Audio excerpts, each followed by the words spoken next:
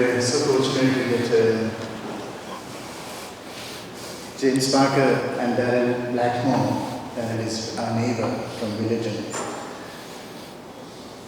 I was told you lost your mom a couple of days before, and her funeral is on Friday. So in spite of that, he has consented to be here this evening, so we pray for his mom too. And so, on behalf of the parish, thank you for your time and your special interest in this regard. Thank you, Father. And please extend a hearty welcome to both of you.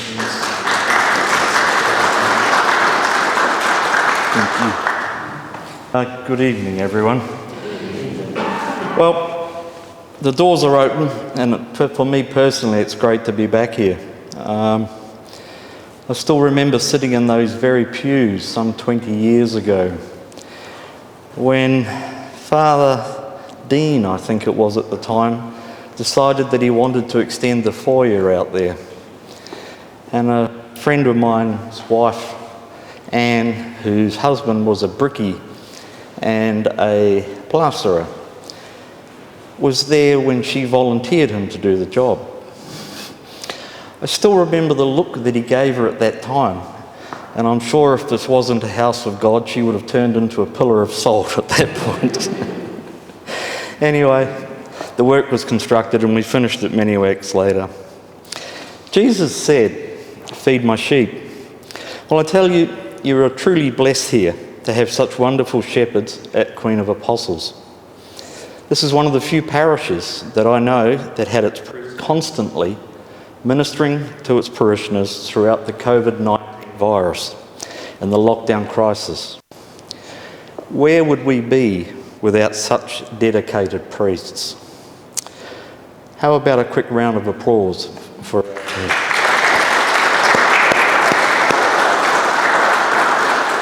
Thank you, Father. You know, one of the things that I've learnt with my walk with the Lord is that he has a sense of humour.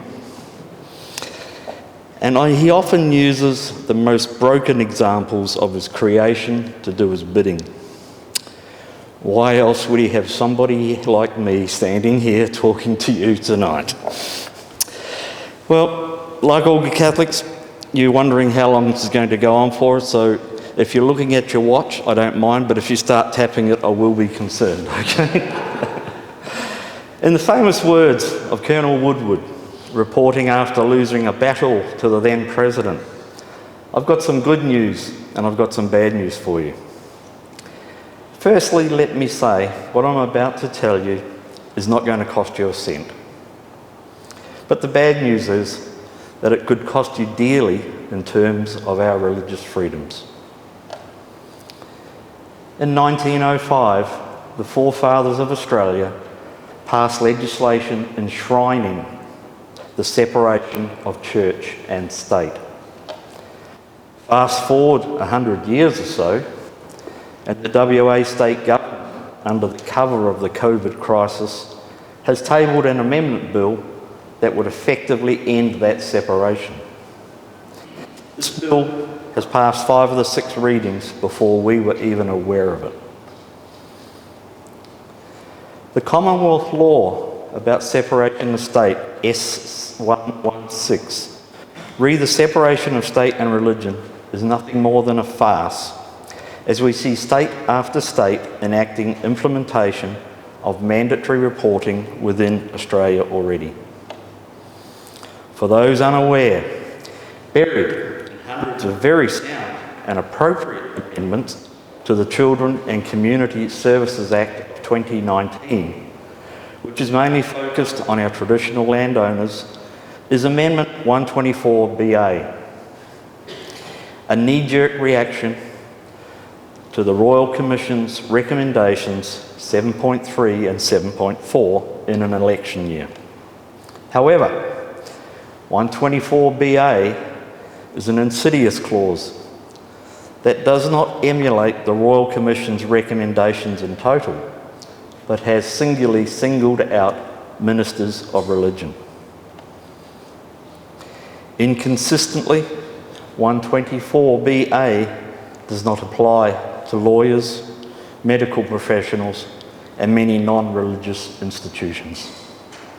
but discriminates only against religion at this time. This will require priests to break the seal of confession if called upon. This directly contravenes canon law and their priestly vows.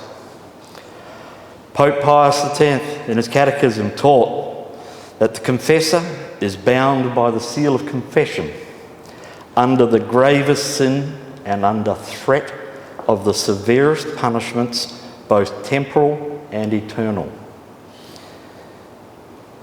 It is conceivable that it won't be long before the court requires full disclosure of the confessional. As we have already seen in Victoria, where the law has passed some time back, now includes violence also. While abuse in any form against anyone is an abhorrent social blight, this is indicative of how this legislation will creep under the guise of the social good. The sanctity of the confessional, and more rightly called the sacrament of reconciliation, as a means of absolution, goes to the very core of our religion and of one of the 7 blessed sacraments. This also forms part of our blood covenant obligations to Jesus when he died on the cross for us. Neither parliamentarians nor the secular world comprehend or respect the importance and the sanctity of the confessional. They generally see confession merely as a blurred conversation one might have with your bartender at 3:30 in the morning. However, confession for Catholics is the earthly throne of mercy before the heavenly throne of judgment. Therefore, we must educate our parliamentarians as we are told to examine our conscience and confess. In the book of James, he states, "Therefore, confess your sins and pray for each other so that you may be healed." Only through confession and receiving absolution in persona Christi, in the person of Christ, can we begin our healing and forgiving. Canon Law 983 says the sacramental seal is inviolable. Therefore, it is absolutely forbidden for a confessor to betray in any way a penitent in words or in any manner for any reason. We do not condone in any form abuse of anyone by anyone. This is not about protecting priests, bishops, or anyone that has committed a sin. This is about ensuring the sanctity of a safe environment for those that need to commune with our Lord through a sympathetic ear without recourse or discrimination. This is the first step in healing for many. Imagine what it would be like if you could never talk freely to your priest again. Please understand, this is not aimed at killing the entire bill before Parliament, as many of the new clauses ratify and enshrine a valid safety net for some of those lost in the stolen generation and subsequent family intrusions since. We only challenge the misguided clause 124BA as it pertains to ministers of religion and the seal of confession. This needs further examination, and we simply ask our government to stop, listen, and consult. As the Honourable Minister stated in the Hansard minutes, they would do for the other 5 categories that were mentioned in those recommendations of the Royal Commission, thus providing the public and the body of church, us, a chance to comment on the bill and its practical applications. We are seeking to protect not only your religious rights, but those rights of your children and your children's children. As you leave the church today, we implore you to consider the ramifications of this assault on our faith that is once more under attack. Thank you for your time. May the Holy Spirit guide you in this matter, and may God bless you all. Thank you very much.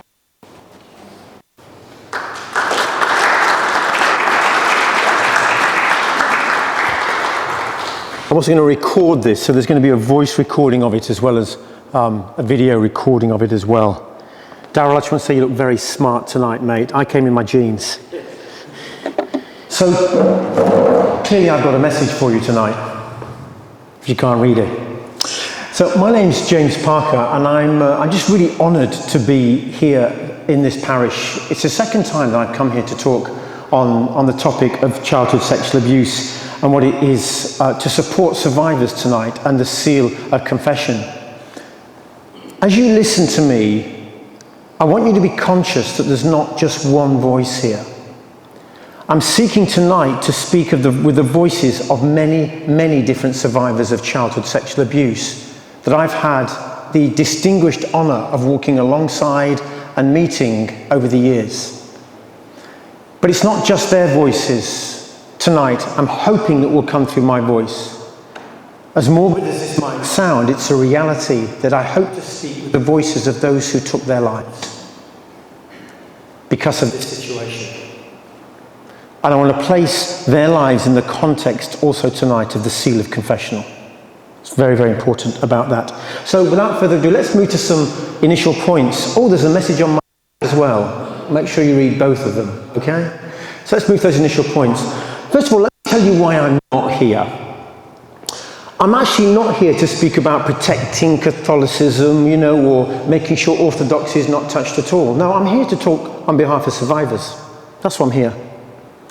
I'm also not here to intentionally bash any individuals whatsoever, such as our Premier, the Honourable Mark McGowan, or the Minister for Children's Interests, Child Protection, and for Women's Interests, which is the Honourable Simone McGurk.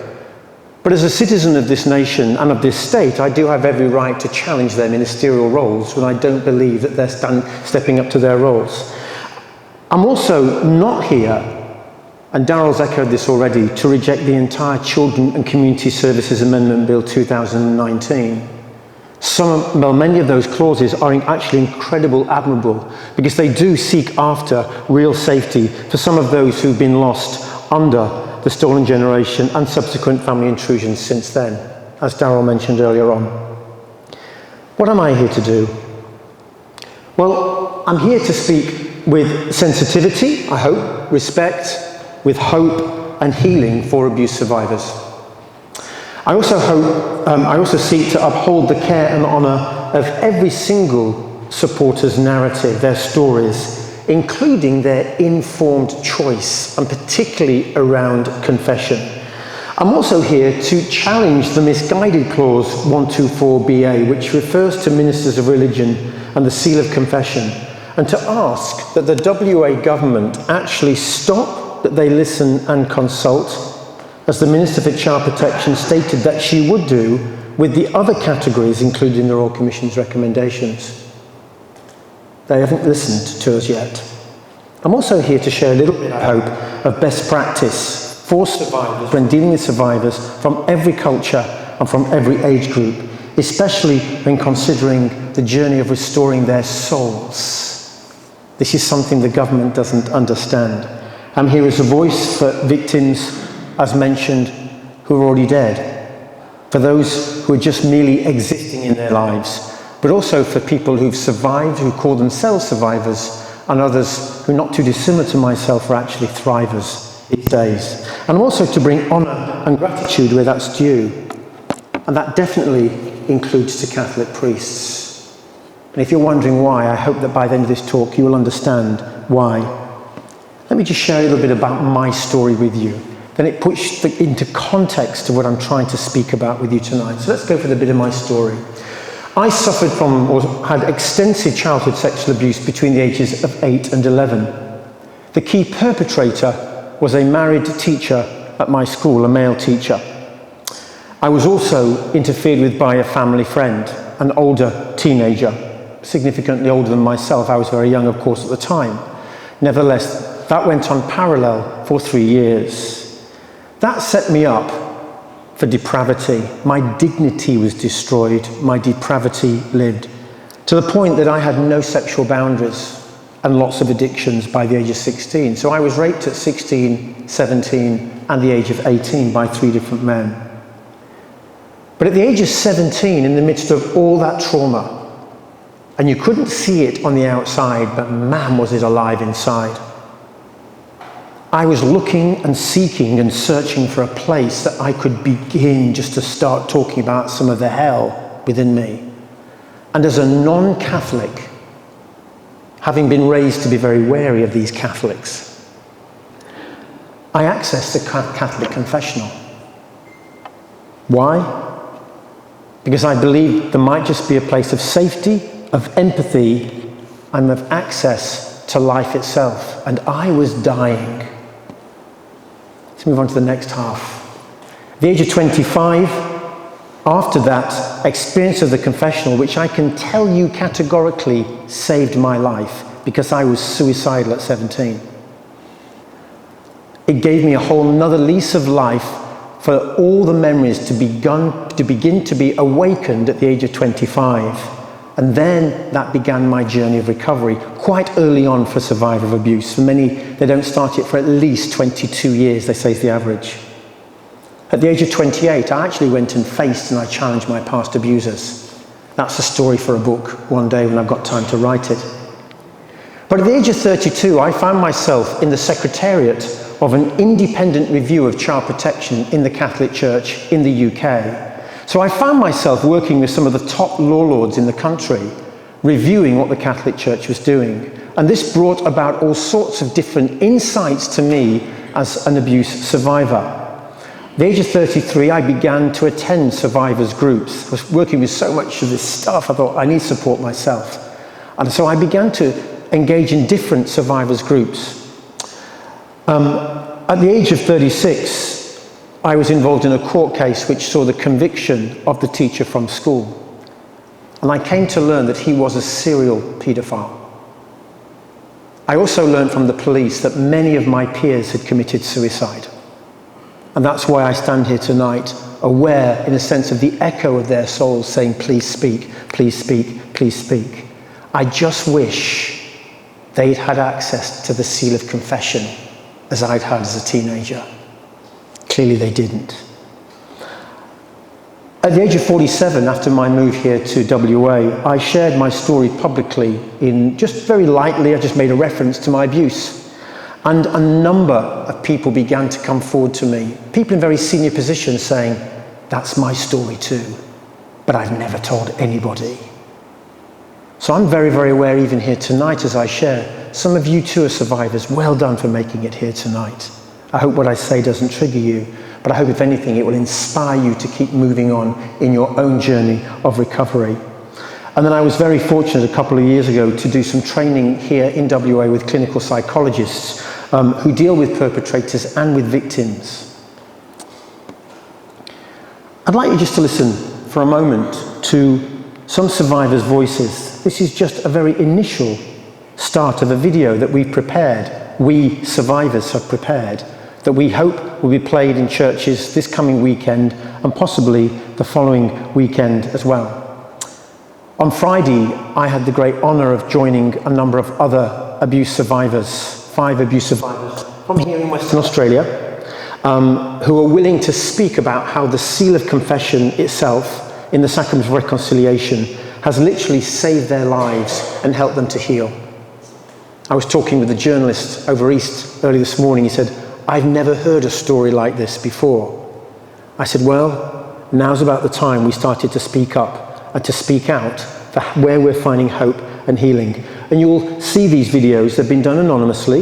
It's courageous enough for people to speak, but they'll be anonymous as of Friday on YouTube. That's why if you didn't sign up when you walked in here, please do sign up and we'll give you access to them. So just listen to some of these voices. The voices have been changed of the 5 people.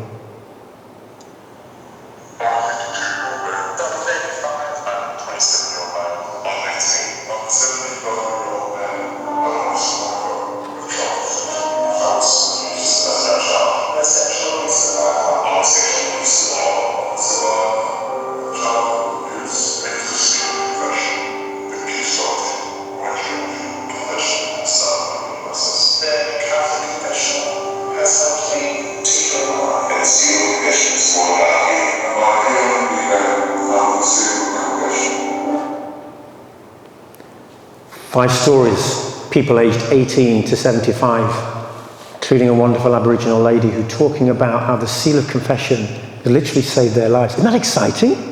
You thought you were coming to something depressing tonight. That's really exciting. And we've got to be excited by this to keep the momentum going in the midst of what we're going to talk about. I'm going to give you 5 quotes from these 5 survivors, just to inspire you tonight as you go from this place, to feel empowered. Because if we're not careful, we're going to start feeling very afraid by the things the government says to us. And I'm saying, don't make me frightened of my faith.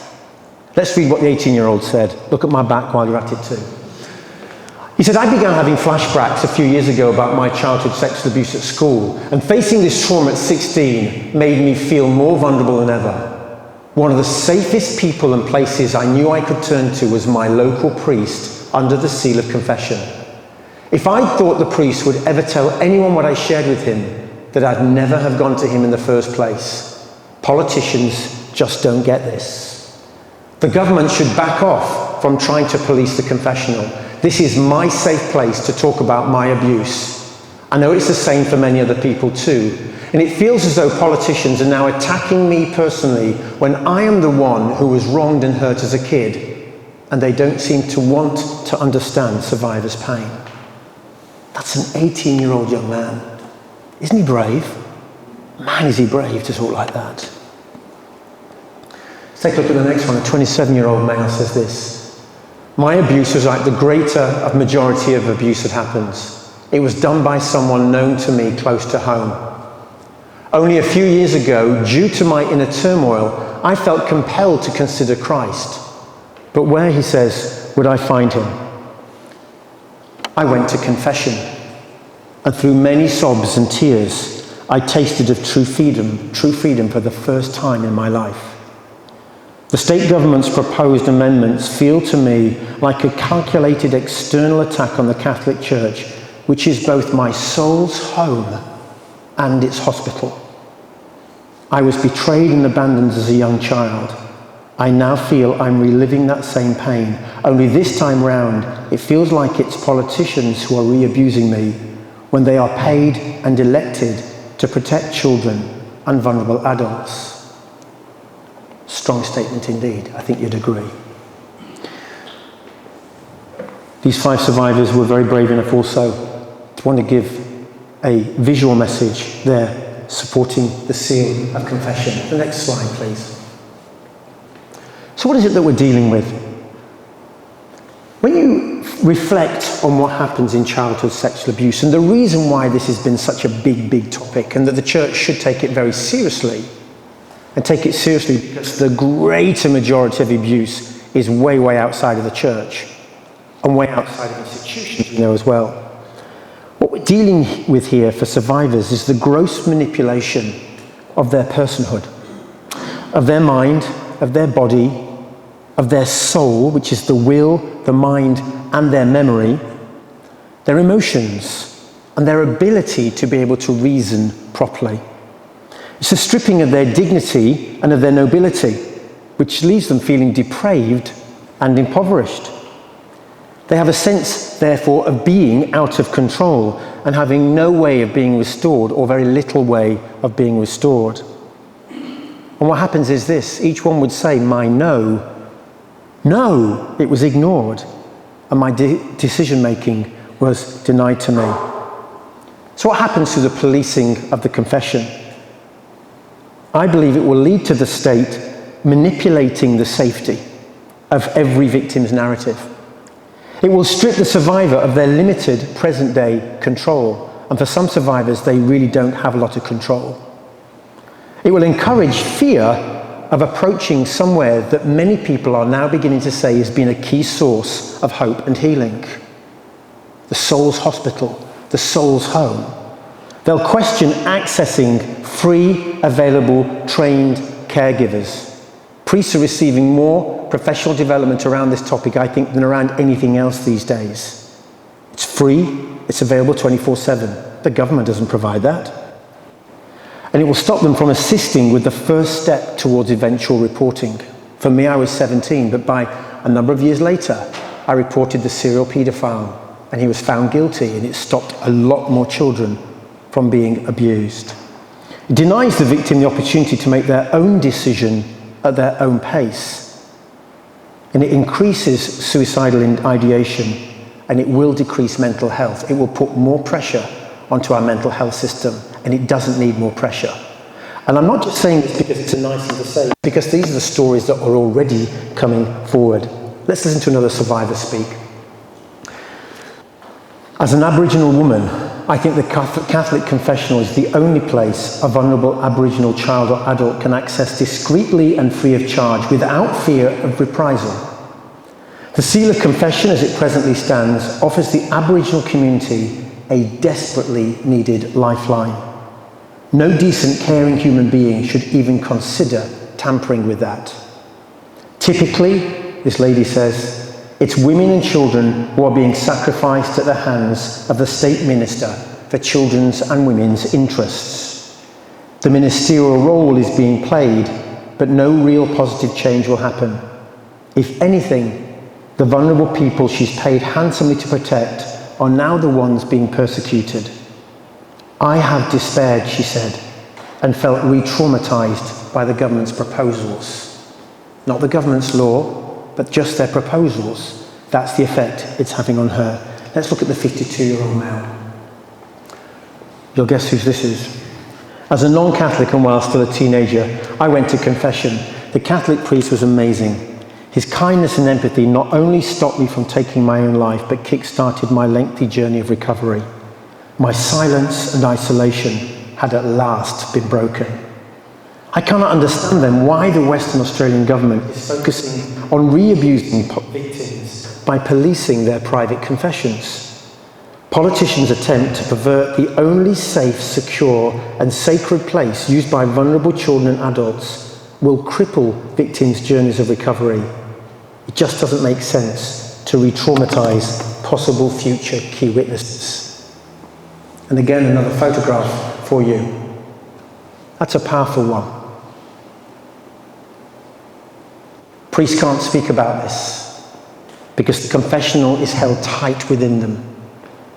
But now survivors are starting to say, hang on a minute, stop abusing the very person, threatening the very person that's helping me to get well. Next slide. So the survivors have got a number of questions for the government. Let's go through them. There are 5, I think, altogether. How are we doing on that screen? Next one. Question number 1. Why has the government chosen to make their primary focus the mandatory reporter group, which has the least amount of regular contact with children, which is ministers of religion, whilst entirely ignoring the other 4 groups that routinely deal with society's most vulnerable children, when these groups are uniquely placed to detect instances of childhood sexual abuse? Important question. Question number 2. Why is Western Australia the only region in Australia in which early childhood workers, like daycare centre workers, are not already mandatory reporters, despite the Royal Commission stating that these children are particularly vulnerable due to their age? I bet you didn't know that. So grandparents and parents, you should be alarmed. That should be a priority of the government to deal with that. Next question. Number 3. Why has the minister decided to shield her own departmental caseworkers from mandatory reporting, contrary to every other Australian jurisdiction, when the Royal Commission dedicated an entire volume of its final report to child sexual abuse in contemporary out-of-home care? These are electric questions, and we as survivors, we want answers to these. Because at the moment, we realise there are children that are very, very vulnerable. and the ministry is not doing her job paying attention to this. Question number 4. If I start getting really passionate, you'll understand why. It's not just my voice, it's the voice of those who've already died. Why has no consultation taken place with survivors all across survivor groups in WA when they, or we, have first-hand experience of failed child protection? Plus, we have useful insights as to how better protect children and to build a stronger protective future. You're mad to ignore us as some of your key stakeholders. Question number 5. Why has no consultation been undertaken with people in religious ministry, and yet the minister's publicly spoken out and said of her intention to consult with other sections from the final report, groups A, B, C, D of groups that are all regulated in some way or other by the state? Well, who would have guessed? So we ask this question, why as survivors we say, is there such inconsistency and bias? So what are our deep concerns as survivors? Although elements of the 75 clause bill need to be supported, we have several areas of deep concern. We want to know why there's been limited consultation provision with Aboriginal families. We want to know the unexplained provision of police-like investigative powers, because nobody's told us what this is going to look like. Why not? If you're so absolute about them, tell us what it looks like. We also realise that there's a lack of any commitment to resource the expectations being enshrined into law. What's this going to cost us as taxpayers? I think we've all got a right to know. I pay my taxes. I hope you do too.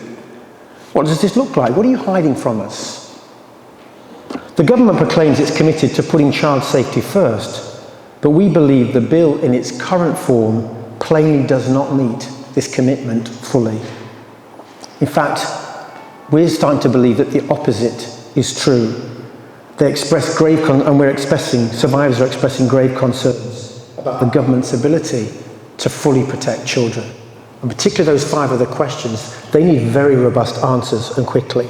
Some other concerns from survivors. The government's present proposals will not only gravely harm some children and teenage victims' entry into recovery, as many of our survivor stories show, but they will also deeply affect many elderly Australians who've only recently begun to find the courage to speak out about decades-old abuse. The story of the 75-year-old that we have on video now is very moving. It took him 60 years to talk in the confessional, and another 5 years to bring it to the attention of a counsellor. God bless him. And I literally mean God bless him. We want to safeguard that opportunity for him and others like him to get well. By publicly promoting their intention to police the seal, the government's now succeeded in ensuring that no perpetrator will even consider approaching the confessional. Would you?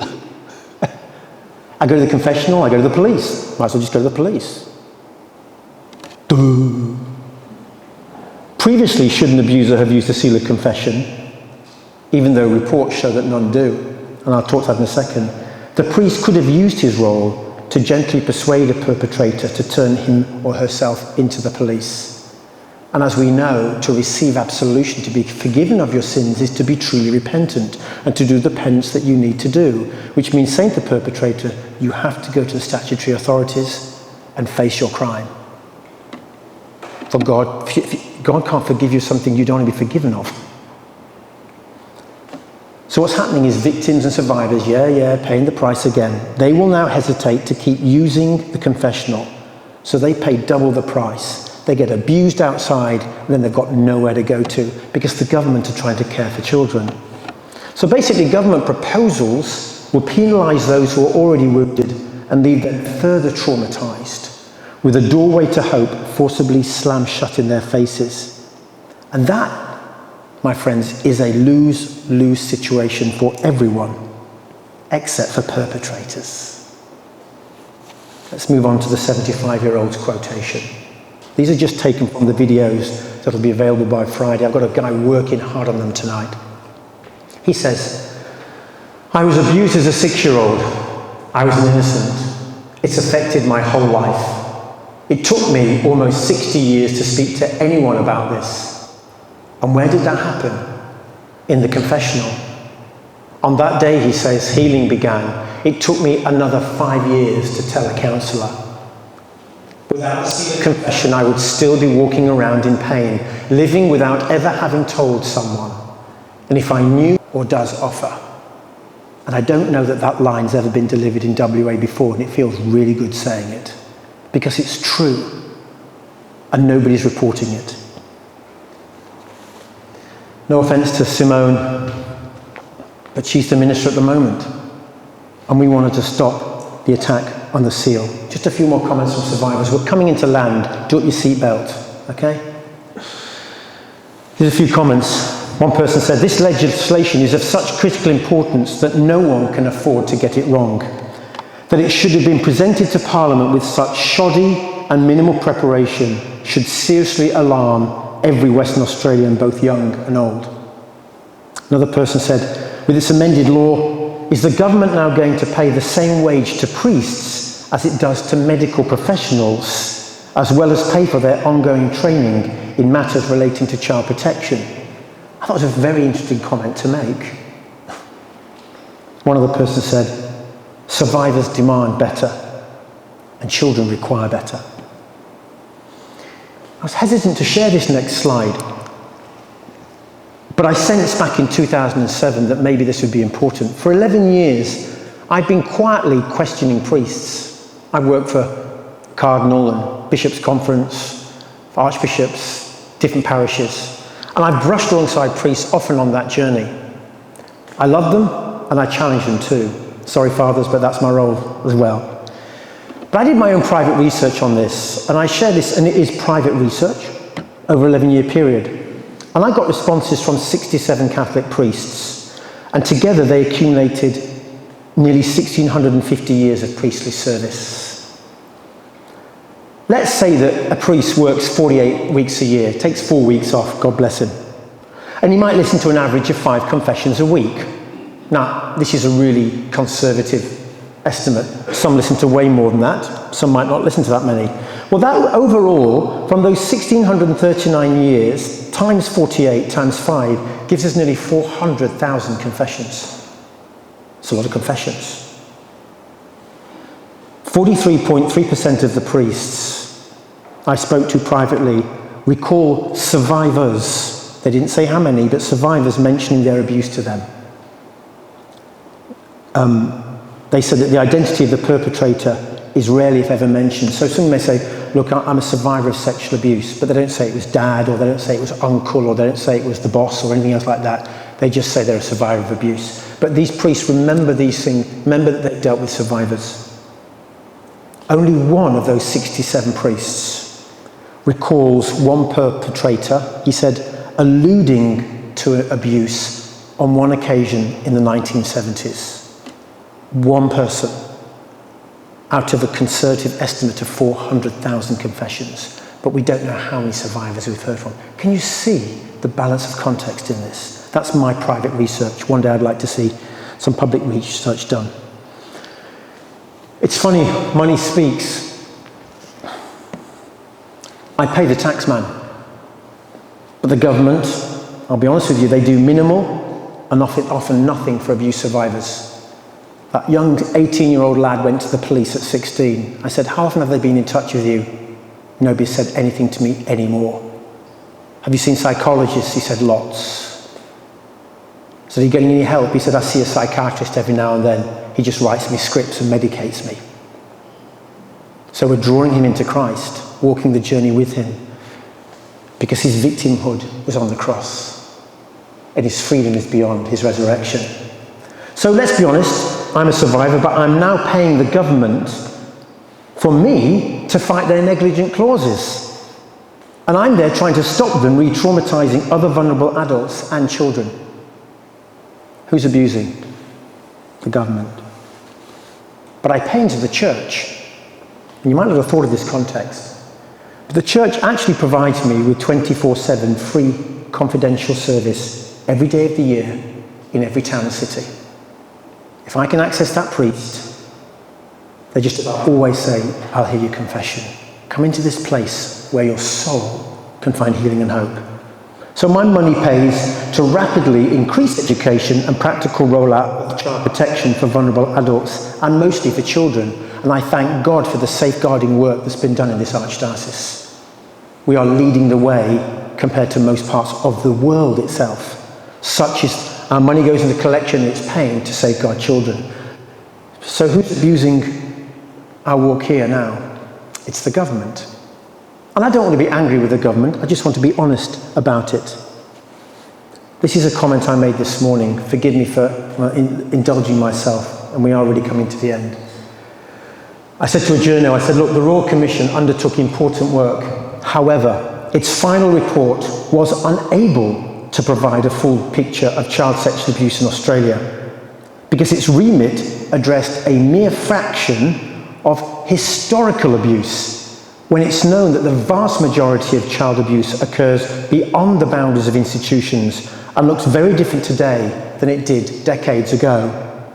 So for state governments to now use this final report as a template for best practice of child protection is at best delusional, and at worst it's diabolical. Because governments are failing to consult with all victim groups, and yet they force through legislation to police our pain-filled stories. And this re-traumatizing of society's most vulnerable adults also leaves children at risk when they fear to access the confessional. And yet many survivors testify that confession is where they began and sustain their recovery journeys. Politicians' ill-informed demands that the seal of confession will be broken, and their threat to incarcerate the priest caregivers who offer daily support to victims, demonstrate who now most needs educating about the reality of child abuse. It's the state and not the church. Survivors in WA are speaking up about the irreplaceable role that the priest and the seal of confession combined play in helping their broken lives to heal and find hope. One word, written submissions. We want to be able to provide you with a fact sheet, so it's important that you sign that list at the back. We invite you from Friday to have the opportunity to watch Survivors videos, so we need to be able to email you the link or send that link through to you somehow, whether it's on your phones or on your computer. And basically a reminder that written submissions need to be into the legislation committee by the end of play, close of business on Friday the 24th of July. So that's 2 weeks this Friday. And you can put in your written submission in 3 ways. You can send it by email to lclc@parliament.wa.gov.au. The LCLC stands for Legislative Council, Legislation Committee. You can send it in writing to Legislation Committee, Parliament House, 4 Harvest Terrace, West Perth 6005. Or you can submit your comments online by following the prompts at www.parliament.wa.gov.au/subportal. People have asked me, what about anonymous submissions? I contacted the clerk of the legislation committee this morning, and she said people are to use the submission portal on the Legislation Council's webpage. We've already mentioned that. www.parliament.wa.gov.au/subportal. She said that 2 dialogue boxes will come up, and you can tick whether or not you want to keep your name private, and you can tick whether or not you want to keep your submission private. She did say there's no absolute guarantee that confidentiality will happen, but the committee will be deeply, deeply sensitive to the content of each submission and the writer's identity.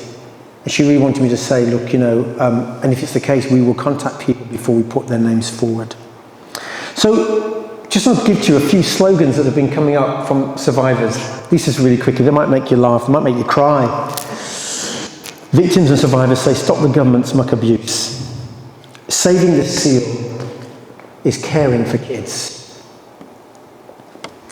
Save the safety, empathy, and access to love. That's what the seal is really offering. And we want you to support survivors by saving the seal. It's a bit heavy this, but get your grubby government hands off victims' broken lives. But to some extent that's what's happening. And this is a little bit crude, but it did make me smile. Let's play my game. Simon Simon says, go suicide survivors. regrettably, this will lead to more suicides. It just will. Because people won't find the same hope that they found through the confessional.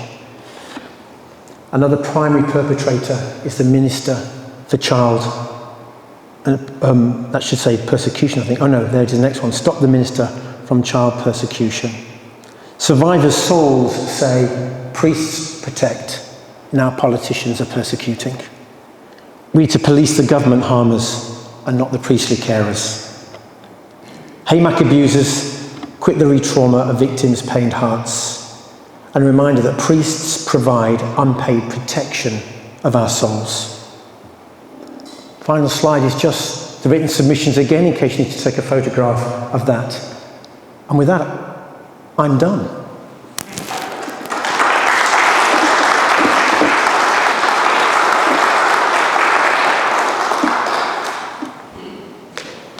So thank you to James for making himself available at very short notice.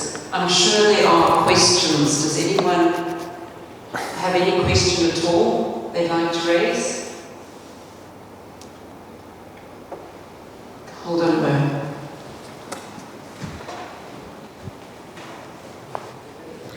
Question and answer session.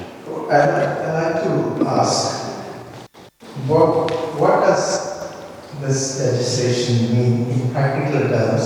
Say if I go to the priest for confession, and how does that play out? And what happens if the priest refuses to divulge? Well, if the priest...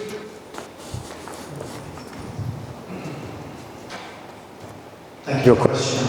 If the priest refuses to divulge, the first thing is he's got to know your identity anyway. And for most cases, the priest got no idea who's talking to him. That's one problem for a start. This is why we're saying, what does it look like? In the essence, practically, what does this look like, government? Because they don't understand, they're not theologians, they don't understand the confessional to turn around and make laws about it. This is where we have the problem. And this is why we're saying we need to know what it looks like so Father can at least know what he's dealing with. If he's going to go to jail for 3 years, at least let him know how he's going to get there. Not as in the car, you know what I mean? So it's very, very difficult. But of course, what we're concerned with is, what if somebody becomes a plant? And they go and they said, I was sexually abused, Father. And they say, well, I went to see the priest. Then goes to the police, I told him I was sexually abused. He never told you. How does he defend himself? These are questions that we're still asking the government. This is the challenge that we have today. And even we as survivors don't have that question, that answer. Now, what happens? You say, I've been in an abusive situation. Generally, Father listens to us. He doesn't turn and say, oh, was this domestic violence? Was this child abuse? Was this adult abuse? Was this alcohol abuse? He listens. He's there in persona Christi. He's not there as the great psychological counsellor to draw these things out. So, to some extent, sir, I cannot answer that question for you. What I do know is this, there would be people out there, clearly there would be. There's a number of church haters and God haters and non-believers, etc., who'd love to just attack anybody in this whole area.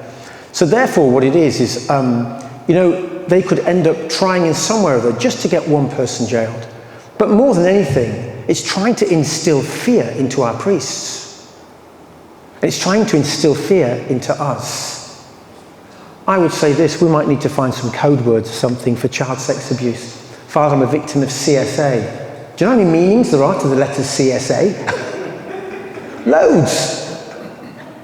And then the police say, well, somebody came to you about CSA. Oh yes, it was the committee's strategic application. Get what I mean? In other words, this is a waste of time. There are children being abused in the Kimberley like crazy. There's kids in daycare, there's no mandatory reporting, and they're looking at pointing a gun at the Catholic priest. I'm sorry, but as survivors, church, we're angry about this. When we know there are children who are at risk of being abused, and the government doesn't seem to care. Sorry, sir, that's the only answer I can give you. Another question from anybody, and I'll calm down.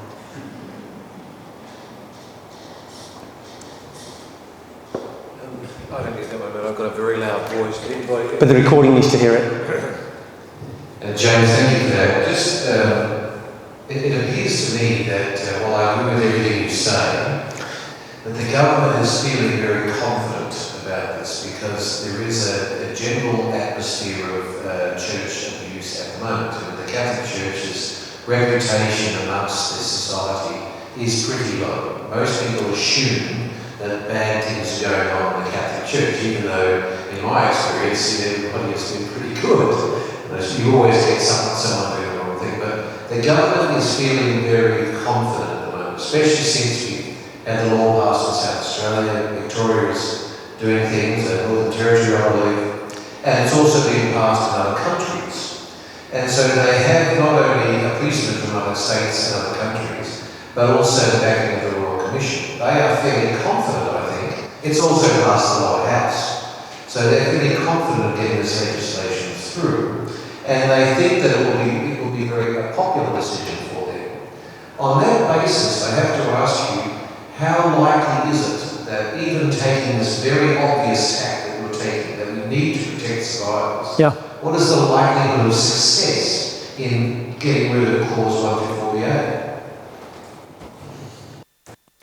How long is a piece of string? On one level. But this angle's never been spoken up of before. So when I hear from people in the UK, hence the Pommy accent, when I hear from the people in the UK who are saying this is now beginning to affect their ability to go to the compassionate places, I'm saying, hang on a minute, we should have spoken up earlier. But let's be honest, there's been talk of abuse, and people who've been abused in institutions, and historically, they've had a platform to speak on.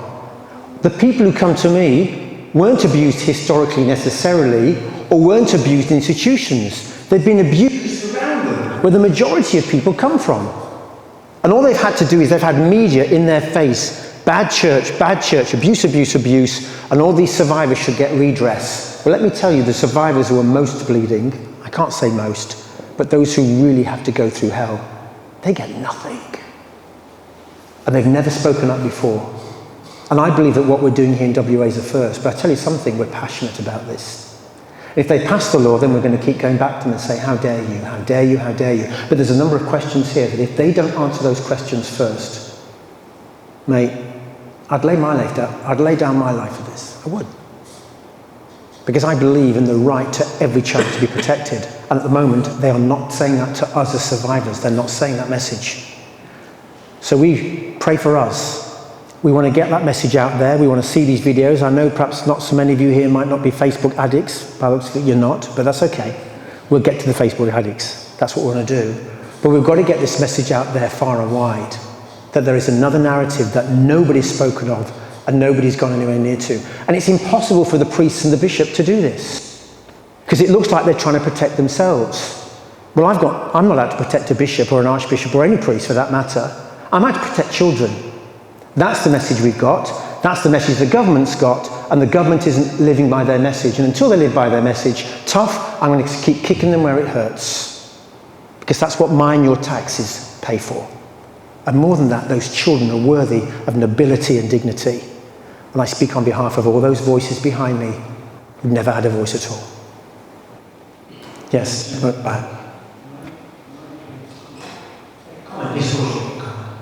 that's about it then.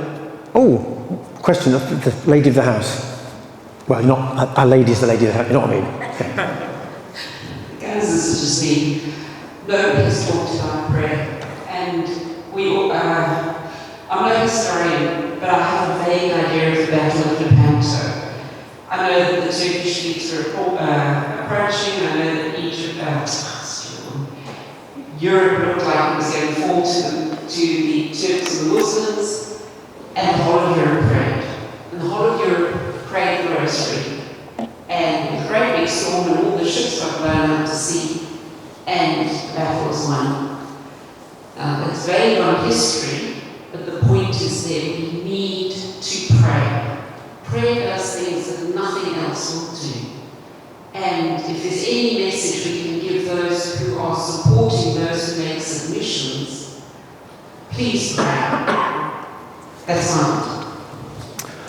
And I might just say, prayer in these next few days is more important than writing your submissions. Quite seriously, get the fact sheet, have some time to dwell on it, but above all, storm heaven. This is Ephesians chapter 6. We're dealing with dark principalities and powers here. Everything to do with abuse is about dark principalities and powers. So I really do encourage you to do that. And if you know of any survivors who in any way might be struggling to put their story together, and they want some help with that, I'm very, very happy to be able to help them to do that as well. You can get my number off Sue, or it'll probably be on the list when we send it out.